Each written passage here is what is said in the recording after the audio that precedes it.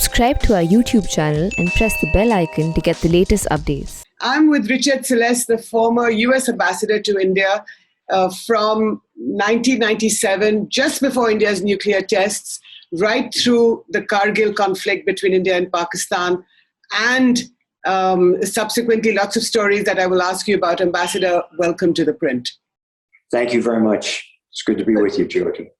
So you did have two stints in India, first from 1963, when Nehru was still prime minister, and then you were in Delhi till 1967, and of course then later on as ambassador from 97 to 2001.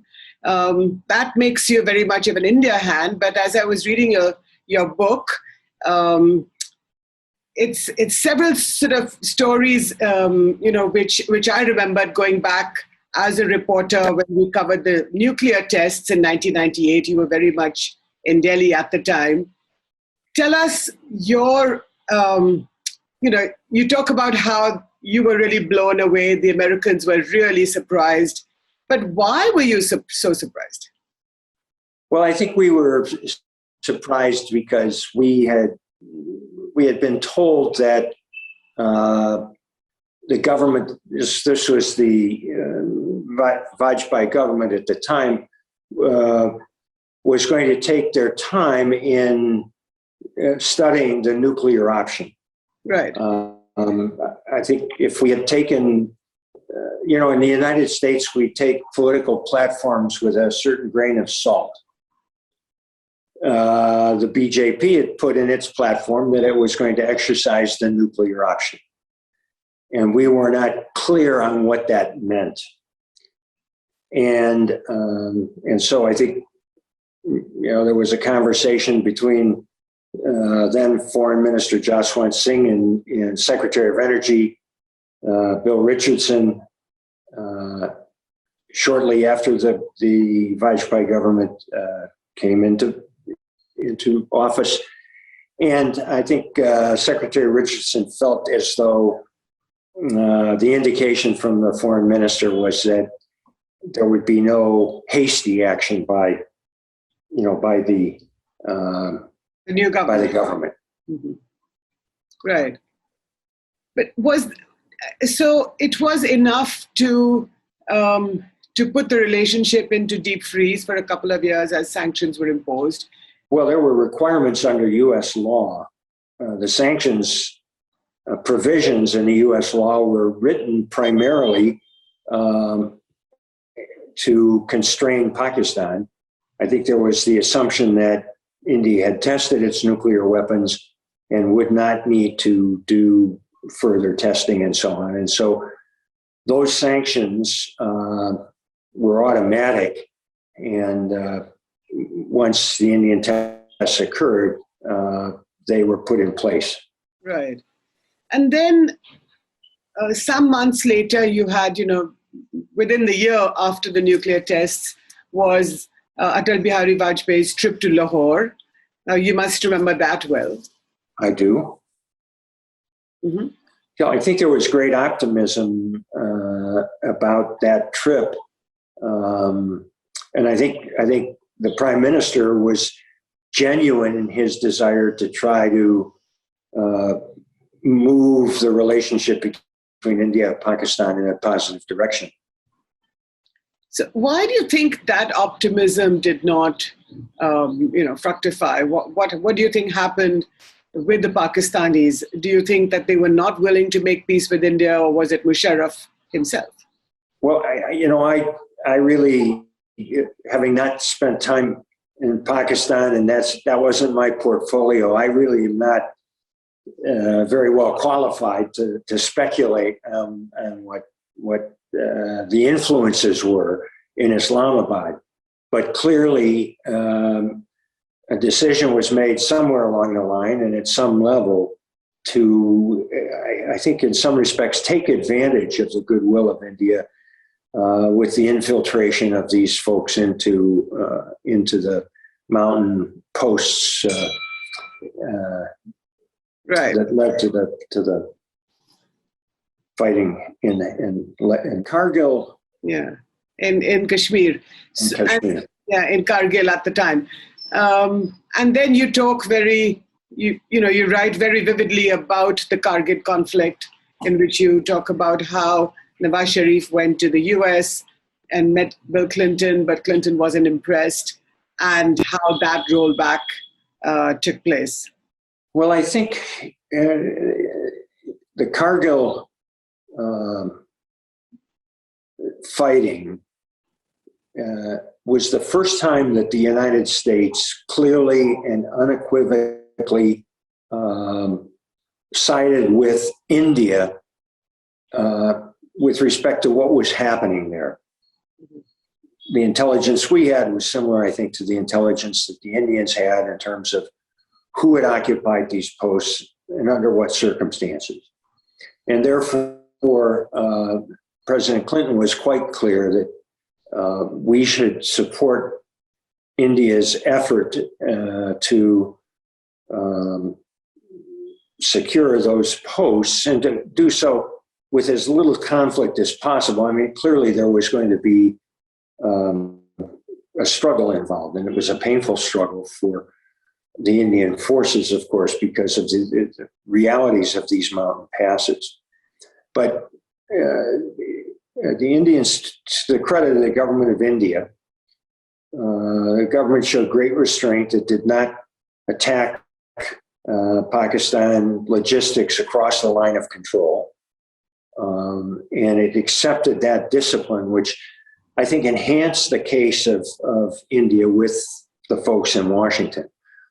And when Prime Minister Nawaz Sharif expressed an interest in coming to the United States to talk to the president, President Clinton really discouraged him. He said, look,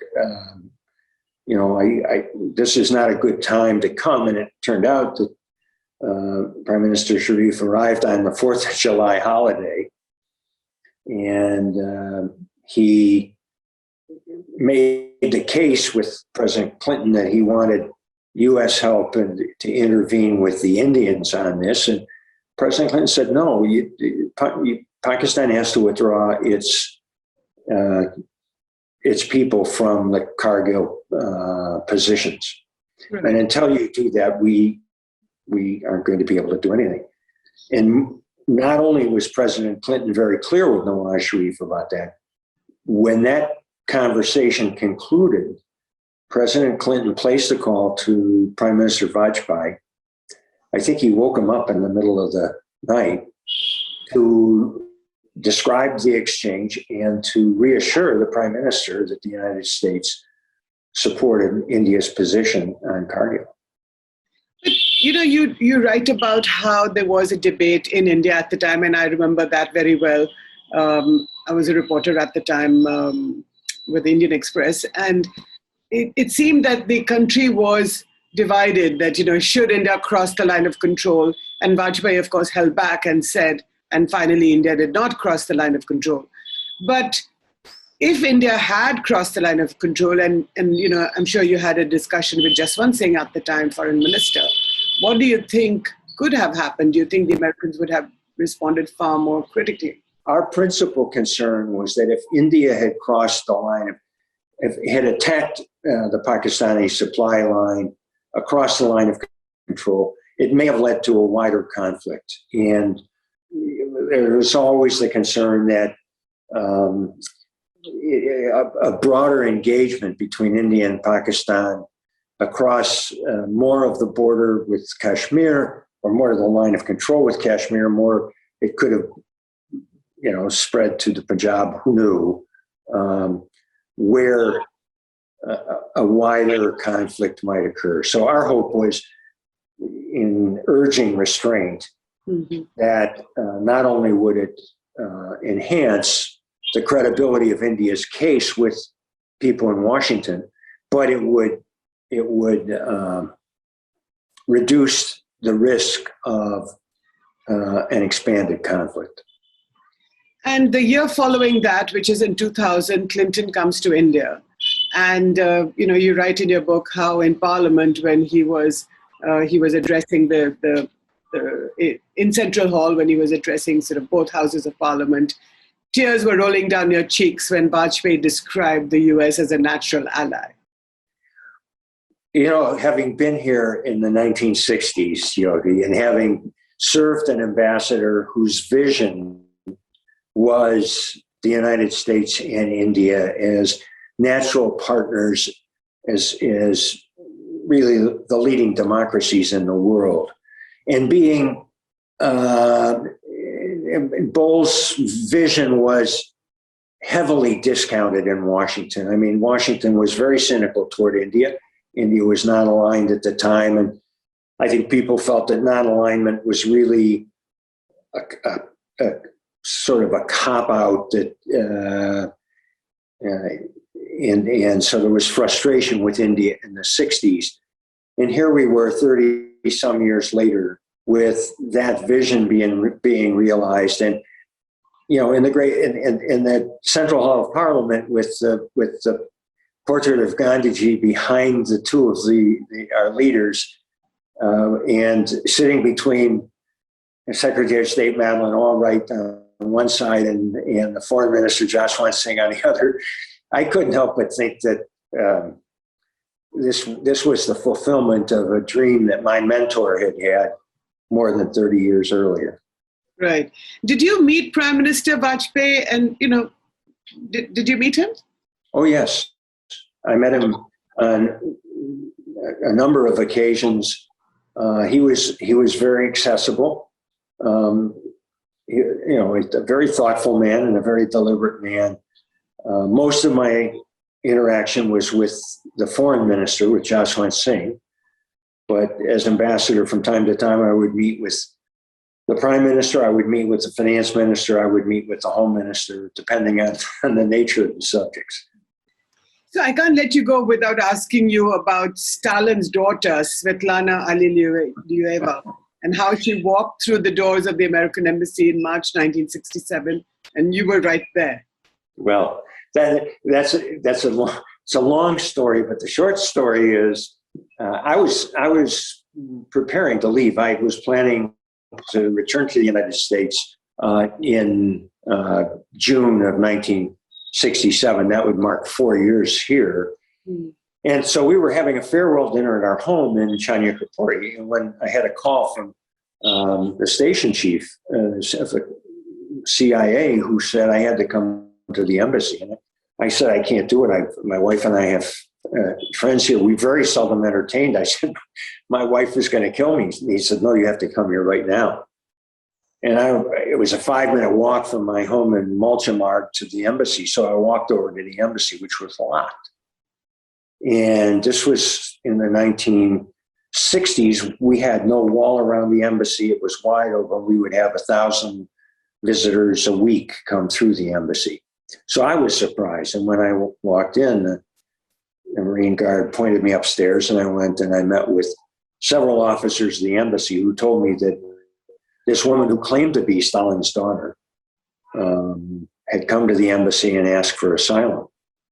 And we were... What did she look like when she... I only saw her as she departed. I didn't sit with her. I didn't see her. I couldn't describe her to you. But what did your officers, what did they say? What did she look like? She had a couple of bags with her? Well, she came with a suitcase, or I think it was a suitcase, maybe two. And the most interesting thing she brought with her was a manuscript that she said was a manuscript of her life in the Kremlin with her father. She also said that she'd been in India since November. So mind you, that was almost 5 months. And we found it remarkable that if Stalin's daughter had actually been in India for 5 months, that wasn't widely known. And so we were very doubtful. We also were, that was the height of the Cold War. We were very suspicious of our friends down the street in the Soviet embassy. So we had to treat her as if she might be Stalin's daughter, but she might not be Stalin's daughter. And as a consequence, we ended up, because our tradition would be if somebody asks for asylum, we typically will be responsive. Mm-hmm. And Ambassador Bowles was homesick at the time, so we had to draw over to his home. He was staying in a house on what is now on Rita Shergo Mart. It was at Rottendan Road at the time. He was in bed with bronchitis. And we described to him what had happened and that this woman was there and she'd asked for asylum. And we weren't sure whether she was a provocation or whether this was in fact Stalin's daughter. And so we had three choices. We could keep her there and notify the government of India that a woman claiming to be Stalin's daughter and ask for asylum, which would have been, I guess the proper thing to do in terms of protocol. Then we could have sent her away and just said, sorry, no thanks. Or we could do sort of something in between, which would be to give her a visa to the United States, but not to take her there, to take her someplace where there'd be a cooling off period and we wouldn't put too much pressure on India or the Soviet Union. And so we offered those three options. Ambassador Bowles said, number one, it's our tradition to say yes, so we shouldn't be turning her away. We had some experience because recently a Soviet sailor had come to our consulate in Calcutta to ask for asylum, and he had to live in the consulate for several months until the government sorted that out. So we had visions, if we informed the government of India, we had visions that it would create a major tug of war between India, Soviet Union, and the US. Or we could put her on a plane and take her someplace, which turned out to be to Italy and then to Switzerland. And so where was she staying in India? She was staying at the home of Dinesh Singh in the UP. Her common law husband in Moscow was Dinesh Singh's uncle. And when her husband passed away, he had asked Svetlana to bring his ashes back to be immersed in the Ganga. And she did that. And then she stayed on. She loved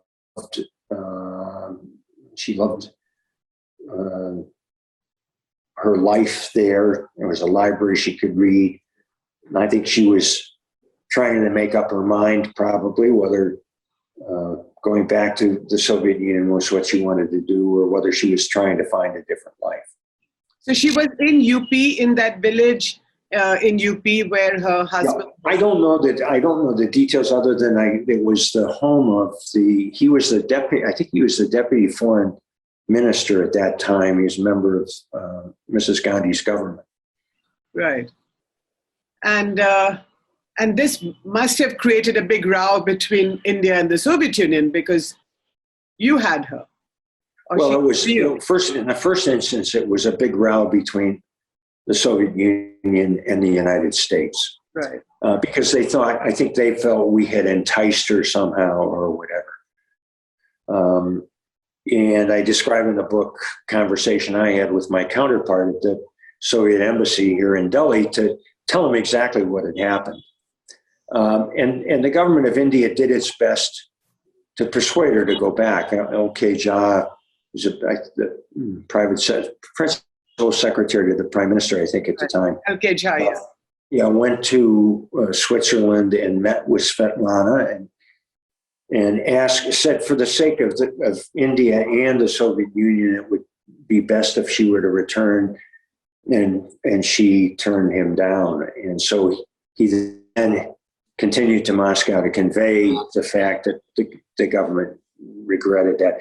I think it was a painful and awkward matter between the government of India and the Soviet government. But, these things, we kept her, or I shouldn't put it that way. She stayed in Switzerland for some time. She didn't come to the United States for several months. And so I think by that time, everything had pretty well cooled off.